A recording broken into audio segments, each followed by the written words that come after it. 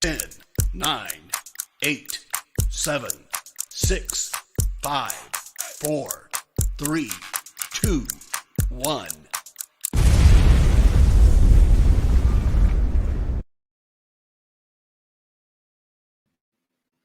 Good afternoon, and happy Monday, and welcome to one more episode of Lunch with Faride. Today is Money Monday, so we'll be talking about some tips and some great information for you to learn and start accumulating more money at the end of the month. So stay tuned with us. We'll be right back. Nothing can stop me. I'm all the way.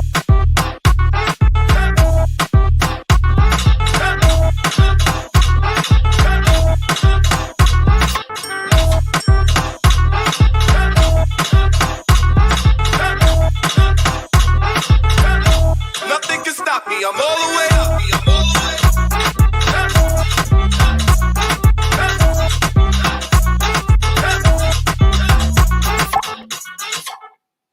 Well, good afternoon, and once again, welcome to Lunch with Faride.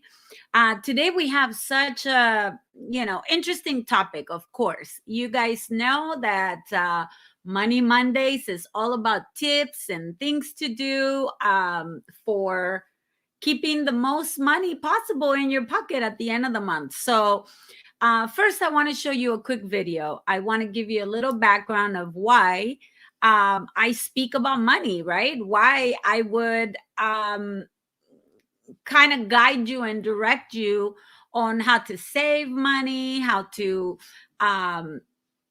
pretty much how is it that you can keep more money at the end of the month? Because most people suffer from that, right? That is the number one problem in the nation and probably in the world, is the lack of money. So we already know that, the 5%ers of the world don't need to worry about this. If you are in that 5% that you don't worry about money, well, maybe this is not a show for you.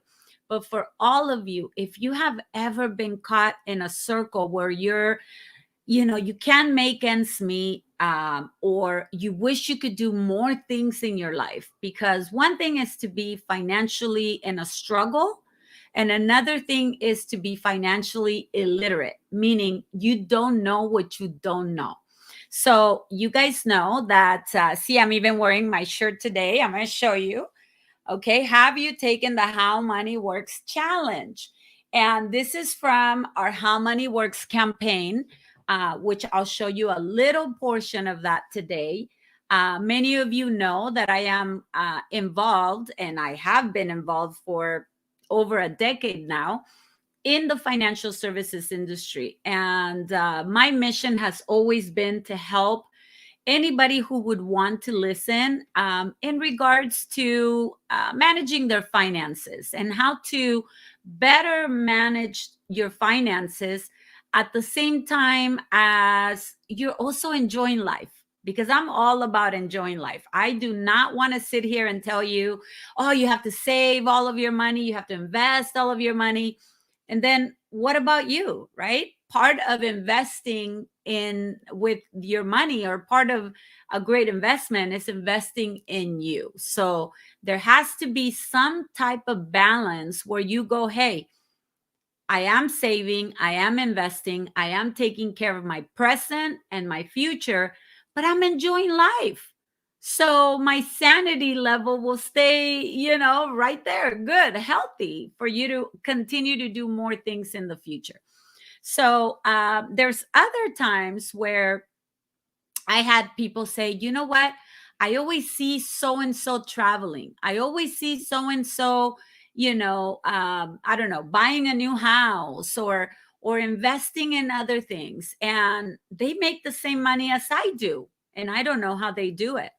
So if that's your case, if you've ever wondered how somebody else, a friend of yours, a family member, does it, well, this is the show you want to be watching. Also, not only is this the show you want to be watching, also you want to be sharing, because there is information that I'm about to show you that will put things in perspective for you. Okay. So first thing is first, I want to show you a quick video. So let me share. Hopefully is. Let me see. All right. So we'll share this one first.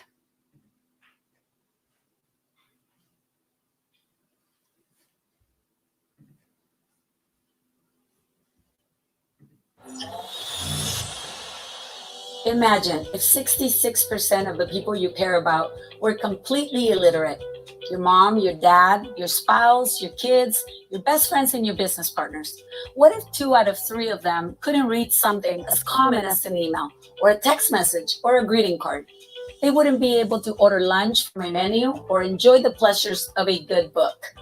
Literacy can open the door to an opportunity or slam it and leave you with a future of frustrations.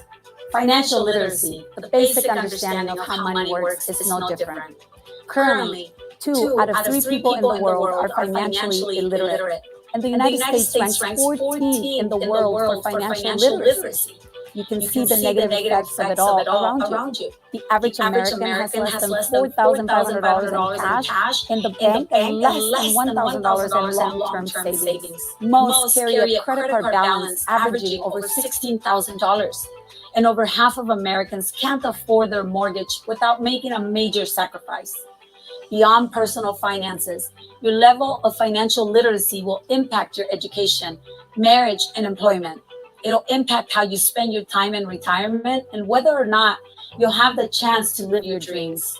So how can this epidemic of financial illiteracy be overcome? Well, there's only one way. Someone has to disrupt the financial industry, which profits from Americans who stay in debt, remain foolish about investing, and go through life ignorant about how money works. All right. Well, let me see. All right. So you've heard it. Being financially illiterate will definitely impact your life. It will impact your marriage. It will impact your daily living, your relationship with your parents, with your friends. It definitely, and if you're a business owner, and you're financially illiterate, it will impact your business. So at the end of the day, who loses by not taking control of the knowledge that you should have? Now, I get it. Okay. We're going to sit here and go, well, I didn't know. Right. So the number one thing, the number one quote that I hear every time I sit with somebody new and I go through my spiel, my little presentation, my little overview, my little class is, wow, I didn't know. I wish I would have known this many years ago. Well, the thing is that we go, and the reality is that we go listening to our friends, listening to our buddies that have nothing to do with financial education. If we have a coworker, just because we like that coworker doesn't mean that that coworker knows about financial literacy or they know about your finances. So let's say there's somebody who's pretty clever. Okay. This is like really common. We all have that friend, right? We all have that friend that knows a lot about money. And we're not talking about the friends that work in that industry. We're talking about the coworker, the boss, the compadre, the comadre, like your siblings, there's always one person that knows more than others about money. But here's the reality and here's the truth. They're not a finance expert. They're not a person that is in the industry getting daily information about our economy. So therefore, the only information that they know, and they may be excellent, they may have a lot more money than you, they may have a lot more investments than you, more assets than you, but they have it for them. They can make correct and sound decisions on their own finances. Does that make sense? So I'm going to give you an example. One day there was this neighbor of mine, right? We used to kind of share barbecues together, right? They will come over and we will come over there. And this particular person was pretty well off. I mean, great head on his shoulders, had a great career, pretty proven. Okay. He was in the insurance business, and I was just starting to get into the insurance and financial services industry. So one day, that particular neighbor said, "Oh my God, you guys should open up this type of account. I just made this much money on this account, yada, yada, yada, yada." And so we said, "Oh, okay." So I didn't know that the way he got that account was by sitting with a professional financial person, and that person designed a plan for him and his wife directly. I just thought he had, uncovered or discovered this account and went on his married way by opening it up. So I thought that's what it was. So I went ahead and opened up the same account. And I remember it was on an app, and you set up your profile and you got it started. And I did that. Well, I didn't put in a lot of money. I remember I started it with like $1,000, and I put in $1,000. And next thing I know, he's over there like having a blast because he's making money. And I was down to like $300. I had lost $700. And I was like, what the heck? Why? And I was kind of embarrassed to tell him that I had lost money. So, fast forwarded a few years, I ended up pretty much losing about $600 on that deal out of my $1,000. So I was not very good at that at one point. But after that, fast forwarded a few years later, I got this phone call with an offer to sit down with the financial professional. And at that point, well, we were making pretty decent money. So I thought that, I figured, and I figured that we needed it. So, at that point, I went ahead and I sat with the financial professional just to find out that I had started that account wrong. And that if I had just sat with a financial professional, they would have directed me the right way. And I wouldn't have lost my $1,000. Thank God, because I didn't know much. I had only put $1,000. But hey, $1,000 is $1,000, right? And there's been many times where I've probably been praying for that $1,000 to get back into my pockets. So again, if you're sitting with somebody and they suggest something, make sure that a professional is the one that kind of backs that information up. Now, if you have a financial professional already, okay, don't ever feel like you can't get a second opinion. Or if what I'm, kind of going to show you hasn't been shown to you, don't be afraid to get a second opinion. It's kind of like you're going to go to the doctor. The doctor is going to tell you, oh my God, you need immediate surgery because your esophagus is this and this and that. Are you going to be like, yeah, sure, go ahead, rip my intestines away? Or are you going to go like, what? I never knew I had this. Let me check with somebody else. Does that make sense? So don't ever be afraid to get a second opinion or a second quote. I always tell my clients when I'm selling insurance, right? Life insurance, living benefit insurance, long-term care insurance, I always give my clients multiple bids on the accounts that I think are the best for them, right? That makes me competitive. Why? Because I'm not just trying to shove somebody on one account. So, for instance, there's companies out there that will only give you one quote.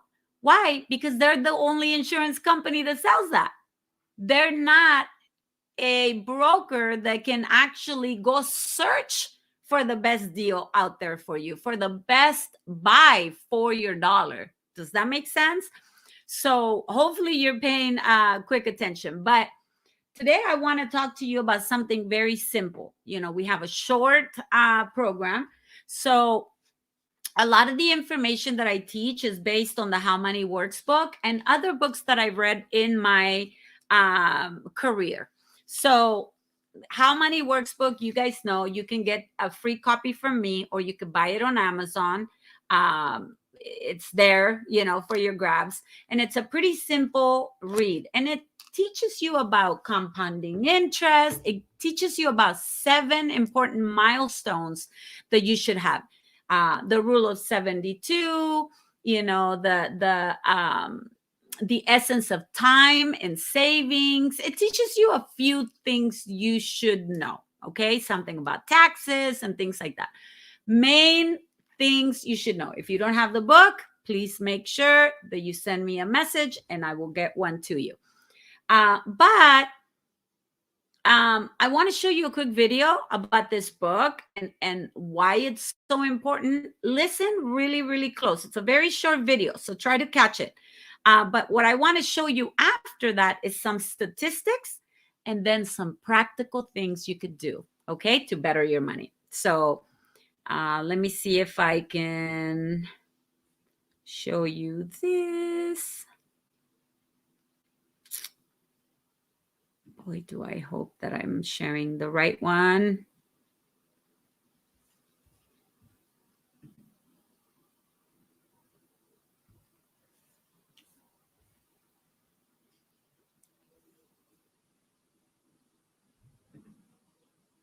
Okay, well, I chose the wrong one, but I'll get you the other one in a moment. Let me see. Sorry, it's a little hard to share stuff on this thing right here. Let me see. I might share. Yes, right here. Okay. So I'm going to go ahead and show you this really, really quick. More than 5 billion people around the world continue to struggle with money and financial illiteracy. It's Madison Avenue manipulation, right? It's been going on for years and we buy into it. How bad is financial illiteracy? It's not taught in school, so people don't know this naturally. You're right. So you grow up not knowing anything about it. You make a lot of mistakes along the way, and we're hoping to educate them and teach them how money really works so they can learn the cause and effect of all this. And it doesn't have to be generational. Exactly. No. Exactly right. Break that cycle. Once you understand the basics of financial literacy, it changes your life. The secret is financial literacy. Teaching your kids how money works. I think it's really understanding how money works. Once they understand the basics of how money works, they shouldn't have to struggle for very long. Steve Siebold and Tom Matthews are the authors of How Money Works. Stop being a sucker. Money means possibility. It means opportunity. It means freedom. Things you've always wanted to do, dreams that you have. Money makes it possible.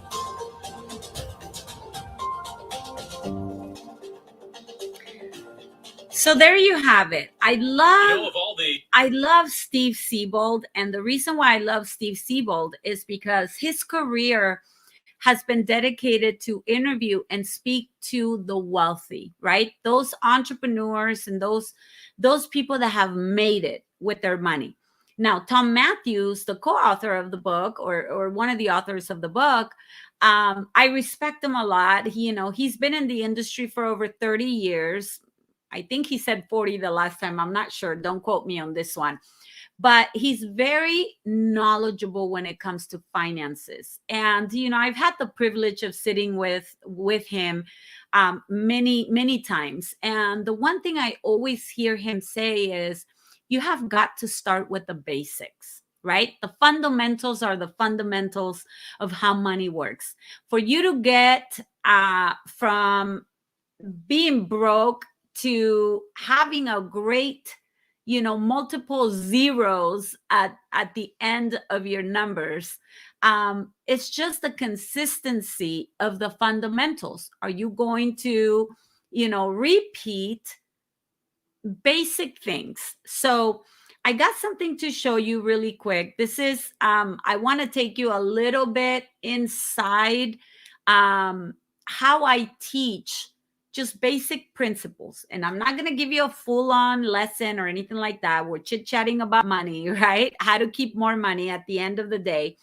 But I will take you through a little peek of my teachings, okay? And this comes very humbly, I mean, because I've messed it up too, okay? There's been many times in my life where I've had a lot of money and I've lost a lot of money. So through those lessons in life, you kind of learn more and more. So what I've learned, and what I will hope that you listen, is that there is 3 basic types of savings that you have to focus on. And we don't have to make it extra complicated. It's extremely easy. I actually talk about it a lot, especially if I'm giving you a free financial review.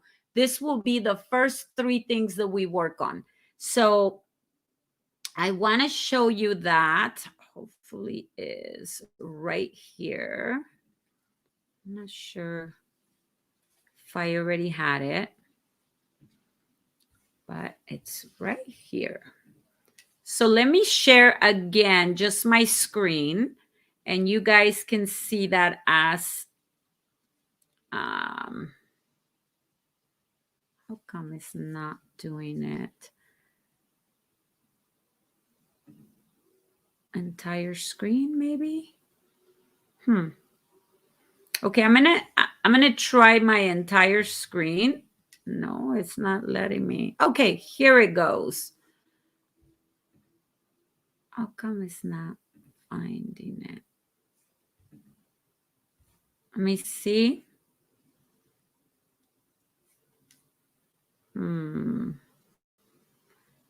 Yeah, something. Okay, well, we can't see it, but and I don't know why, because I wish I could show you. This is what I'm gonna do. All right, so I'm gonna give you just a quick tip, and I wish you could see this because it's so important. How about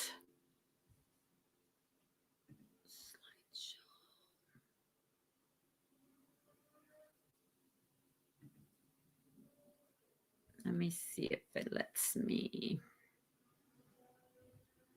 All right, so how do you save? Okay, well, the way you save money, obviously the right way, I'm going to try to capture my screen is what I'm going to do.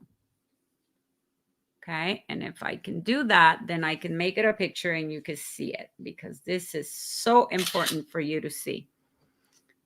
So,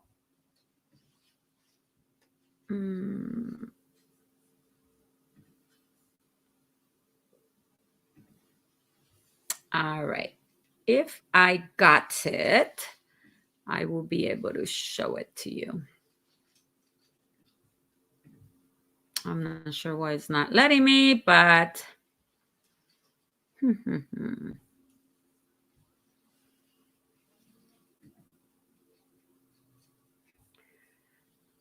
oh boy.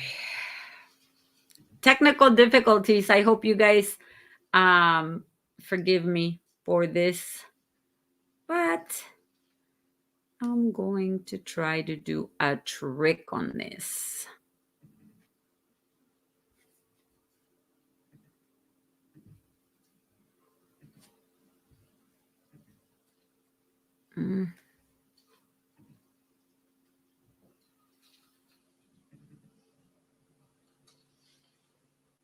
Well, okay, so what is the best way to save money? The best way to save money is you got to sit down. Okay, you got to create a budget. A budget is kind of getting all of your expenses together and seeing what your disposable income is. So, for example, out of if you make $5,000 a month, but your expenses are $4,000, then you have $1,000 in disposable income. Okay, you already know that's what you have, and the way to do it is you just get all of your monthly expenses, fixed and variables, the ones that change and the ones that are fixed. Fixed are your rent, Any bill, let's say your cable bill is $60 a month. That's a fixed expense because you're going to be recurring paying that bill. But what are your alternative expenses or your variable expenses? Well, you know how much you spend in a month to go out eating. Was this a birthday month? Was this just a regular month? So those are all the expenses that you have to kind of keep track. Not kind of, you have to keep track during the month, especially when you're creating a budget. Then you account for all the money that's coming in, the money that you're able to bring into your pockets. Then, you subtract the expenses from the money that you bring in, and now you have your disposable income. Well, there's 3 types of savings that you should be focusing on: short-term, mid-term, and long-term. Okay. Now I'm going to tell you in order of priority how you should be saving. Okay. You should be saving the most money should be going into your long-term. And people get it confused. And I'm going to tell you why people get it confused. It's because they want that immediate gratification. They want to save, let's say, $200 out of that $1,000 in disposable income, and they want to have it there for next month in case they need it. But what they don't know is that today is the youngest that you'll ever be in your life. You'll never be this age again in your life. So the older you get, the more you're going to need that long-term savings. So what you're doing is you're securing your future, because if you do get to that future, nobody's going to help you get more money. So time is on your side. And that's the reason why we say things like, hey, time is of the essence. We say things, we're always worried about, projecting the importance of the time value of money. Okay. Time is of essence. If somebody is telling you, hey, don't save for the future, then you need to cut them out of your life, because they are not giving you the proper information. Now, the time value of money is extremely important for the reason, I'm going to go here a little bit, right? For the one reason that if you don't prepare for the future, you will live your future, right? If you prepare for the future, there's no emergencies that happen. If you have money for emergencies, there's no emergencies that you will have. So the 3 savings should start, the most money should go to your long-term savings. Then an equal portion of your savings should go to your midterm savings, and then your short-term savings. So what are your short-term? Is your emergency fund. That's the one that's going to pay, and you're going to be able to go withdraw that money in an ATM or write a check or whatever. And that's about 3 to 6 months worth of living expenses. Why do you want to have that? So if your living expenses is $3,000, you should have a minimum of $9,000 saved and put away for emergencies. I guarantee you, less and less emergencies happen when you got the money. Okay? That's just, I don't know. It's maybe the law of the universe or whatever. Now, midterm savings. Any major purchases that you want to do in any time in your life should go into your midterm savings accounts. Okay. So what are those? Those are weddings. Those are family trips. Those are houses, new vehicles, anything like that. College funding, educational funds.